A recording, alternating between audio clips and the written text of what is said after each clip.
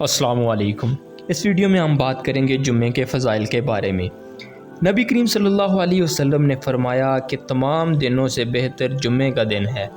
اسی دن میں حضرت آدم علیہ السلام پیدا کیے گئے، اسی دن وہ جنت میں داخل کیے گئے اور اسی دن وہ جنت سے باہر لائے گئے، جو اس عالم میں انسان کے وجود کا سبب ہوا، جو بہت بڑی نعمت، اور قیامت کا وقوع بھی اسی دن ہوگا۔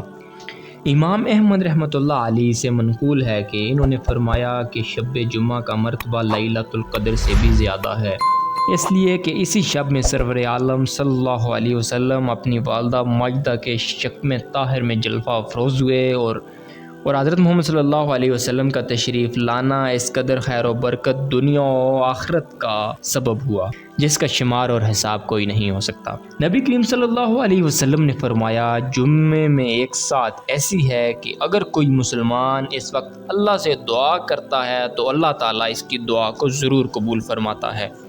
ایک اور جگہ پر نبی کریم صلی اللہ علیہ وسلم نے فرمایا، تمہارے سب دنوں میں جمعے کا دن افضل ہے، اسی دن سور پھونکا جائے گا، اس روز کثرت سے مجھ پر درود شریف پڑھا کرو کہ وہ اسی دن میرے سامنے پیش کیا جاتا ہے۔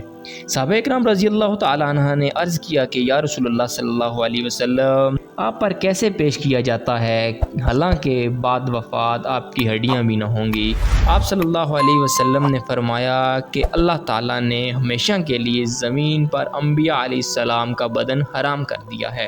نبی کریم صلی اللہ علیہ وسلم نے ارشاد فرمایا، جمعے کا دن تمام دنوں کا سردار اور اللہ پاک کے نزدیک سب سے بزرگ ہے، اور عید الفطر اور عید الاضحیٰ سے بھی زیادہ اللہ تعالیٰ کے نزدیک اس کی عظمت ہے۔ نبی کریم صلی اللہ علیہ وسلم نے فرمایا کہ جو مسلمان جمعے کے دن یا شب جمعہ کو مرتا ہے، اللہ تعالیٰ اس کو عذاب قبر سے محفوظ رکھتا ہے۔ نبی کریم صلی اللہ علیہ وسلم نے فرمایا، جمعے کی رات روشن رات ہے اور جمعے کا دن روشن دن ہے۔